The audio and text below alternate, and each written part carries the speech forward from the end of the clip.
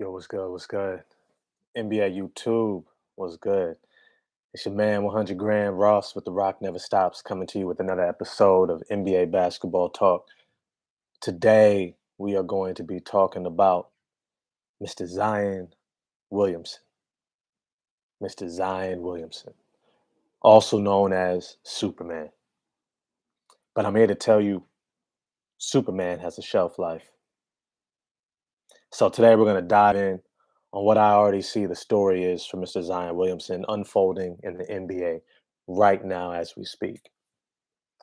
Let's be clear, Zion is not the first incredibly dominant, physically imposing freak athlete with an uncanny amount of touch and skill that pales, that makes any other star athlete pale in comparison to.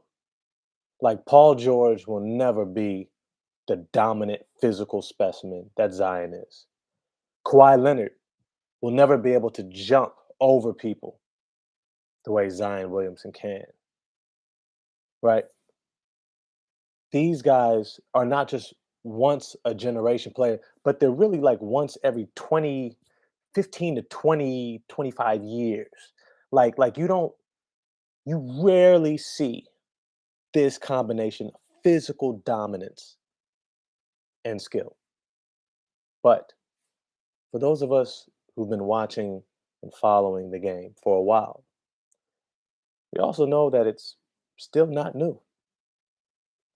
And so what we're going to do is we're going to draw upon many of the different storylines and career outlooks of a lot of different athletes in the NBA who have had a similar type impact coming into the NBA. We're going to take a look at Shaq, Charles Barkley, Dwight Howard, even Amari Stoudemire. We're going to take a look at individuals like Larry Johnson, Blake Griffin, who came in and were physical freaks. And at the same time, they showed us what they were capable of, both in ways that we loved and also in ways that we didn't really enjoy watching. So without further ado, we're going to dive in. The first, I'm going to say the first two comparisons that I find closest to Zion Williamson, and really I'm going to say three. I'm just going to lump them in. Larry Johnson, Blake Griffin, Charles Barkley. Power forwards with insane physical attributes. I'm talking the 40-inch plus vertical, the incredible amount of touch and skill that they elicited, and the ability to absolutely physically impose themselves on the entire NBA coming from the power forward position. These three, they came in and made an immediate impact on their franchises. They were able to dominate from day one. It was undeniable. There was really nothing the NBA could do with any of them. But what did we see from just about all of them? One, all of them came in and already had some signs of some physical question marks. Could they really sustain themselves for long careers in the NBA? Well, as we saw, Larry Johnson, back issues, I believe hip issues, knee issues. Blake Griffin, knee issues upon knee issues upon knee issues. And Charles Barkley, which is the anomaly out of this group, had relatively low physical injuries that were season ending, playoff impeding, but he also took a different route. He was actually fortunate enough to play his early seasons with one of the greats, Mr. Moses Malone, who came in out of high school and carved out the NBA, not just a career, but a legacy, a Hall of Fame legacy. And he was a veteran at the time, at the end of his career, much like a Tim Duncan talking to a young Kawhi Leonard. But Moses Malone looked at Charles Barkley, who was struggling for playing time and trying to figure out his way. And he said, "Man, you're too big. You're too big." And if you listen to Charles Barkley, he talks about how Moses Malone basically encouraged him to start losing weight and he kept dropping weight. He responded and he lost weight, lost weight, lost weight, going from about 280, 290, maybe 300 from college. He has some stories of saying, and then he drops down all the way to about 240 pounds, and then he goes back to Moses Malone and he says, "You know what? I think I'm too light. I don't feel my natural strength anymore." And then Moses Malone said, "Okay, well, when did you last feel it?" And he said, "At around 250." And he said, "That's your playing weight." Charles Barkley sustained that playing weight throughout his career. Zion Williamson, for all his attributes, no one seems to be able to tell him, learn from history. You don't have to make the same mistakes. You don't have to go through the same hard lessons. Learn from history. Blake Griffin slimmed down. Larry Johnson, I don't know if he ever really got a chance to slim down by the time his back and hips and knees started bothering him. But if he can get this early, already dealing with knee issues, already dealing with surgeries on his lower limbs, on his foot, from all that power coming off the floor. If he can learn this now and get his weight down so that his body is not carrying such a load, he can have potentially the Charles Barkley career and not the Larry Johnson or Blake Griffin one. Secondly, you look at other big time, extremely physically imposing, talented athletes: Shaquille O'Neal, Dwight Howard, even Amari Stoudemire, who came in with what they call man strength, that physically imposing strength, usually that only veterans hold to be able to move people out their way. But something to also look at within their careers is that they don't stay with their team that drafted them for very long. Now, don't get me wrong, 7 years, 5 years, it's a good while, but they didn't stay. They eventually moved on. They moved on to where they could showcase their talents on a higher stage, on a bigger stage, and have an opportunity to win where they didn't necessarily feel they had the opportunity where they were at. Something that we got to remember about this aspect, especially the politics of the NBA, drafting somebody is not the most humane experience. I know we try to do it up in this celebratory way where we're like, oh, look at the draft, NBA draft, first round pick. You're the first pick of the draft, second pick, you're a lottery pick.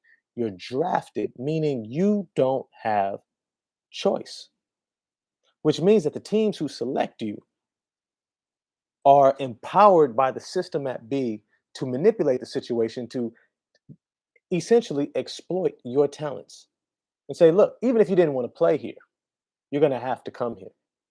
Or it's going to be so extremely painstaking hard. We're going to sick the media on you. We're going to limit how much money you can make. We're going to put every impediment to you so that it becomes overwhelmingly abundantly clear you're just going to concede and come to our franchise, even if our franchise is deplorable, even if we can't get out the gutter, even if we seem we can't get right Minnesota Timberwolves. We take first pick after first pick after first pick and can't seem to win with them. What did Kevin Garnett say when he left Minnesota, got his championship in Boston? He said, I should have left sooner while he was still in his prime. Carl Anthony Towns, playoffs one time. Andrew Wiggins, did he even make the playoffs? I think he might have been on that team with Jimmy Butler. Only one playoff win, I believe, in that series. If any at all, they might have got swept by Houston.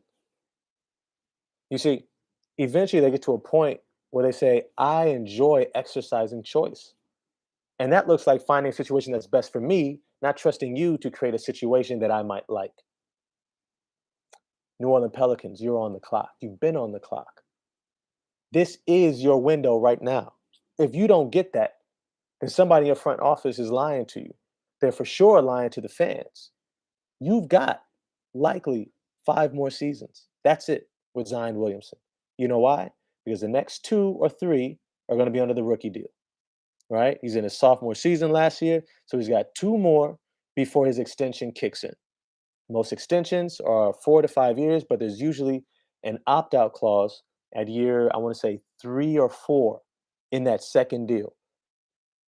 which means that more than overwhelmingly more than likely, by the time they get to season 7, you're already going to know if they're going to stay or not. They're already going to let you know. And outside of the European-born players or the overseas players, such as Giannis Antetokounmpo, um, maybe a Dirk Nowitzki, these guys are leaving. LeBron, he left. Shaq left. Dwight Howard left. These guys are gone. Amari Stoudemire left. Charles Barkley, he left. They leave. You know when they generally stay? When they're competing for a championship year in and year out. When they're playing in a big market already and competing for championships each year. When they have a great situation, steady coach, consistent organization, great situation. Does he have that in New Orleans? Nope. It's been issues from day one. I told everybody it was the biggest mistake they ever made firing Alvin Gentry. Why? Because young players need a veteran coach. You either got to start them off with a new guy who's like a great X's and O's and can build trust and learn along the way with them, or you start them off with a veteran.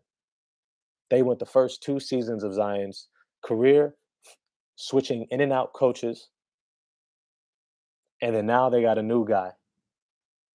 This team, is it a playoff team? Doubt it. I think it'll still be fun to watch. I think Nikhil Alexander-Walker is going to have a great season there. Jonas Valanciunas in his contract year is going to do it real big. He's going to have some great numbers. Brandon Ingram, I think he's going to have an all-star type season, especially with Zion out early on. I think he's going to have a wonderful season. And I think they're making the playoffs. I doubt they even make the play-in. I see Zion coming back eventually, getting into shape, getting them close to a play-in. Maybe they make the play-in tournament. I don't think they win. I don't think they get into the playoffs. Right? This story has already been told. And so if you can understand history, right, you won't be bound to repeat the same disappointments by expecting something different to happen. Zion's not staying past his extension. You've got 7 years and you've already used 2. You're in year 3. This is your window, New Orleans Pelicans. This is it. This is it. You either figure it out now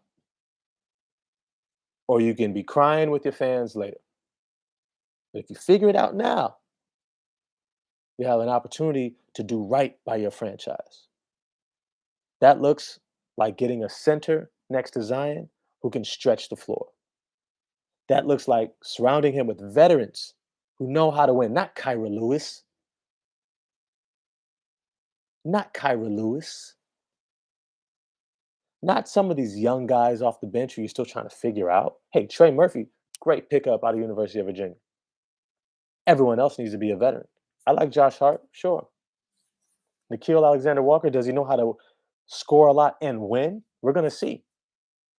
But I wouldn't blink twice about bringing in a veteran player or two who can play at a high level for Nikhil Alexander-Walker. Why? Because you only got 5 more years. You don't have time to have 2 or 3 of those seasons with Nikhil figuring it out. I like Devontae Graham, but is he the point guard that's going to lead you deep into the playoffs? Doubt it. Doubt it. That was Lonzo, and you got rid of him. You don't think Zion noticed that? You don't think Ingram noticed that? Right? Y'all might as well be the Minnesota Timberwolves.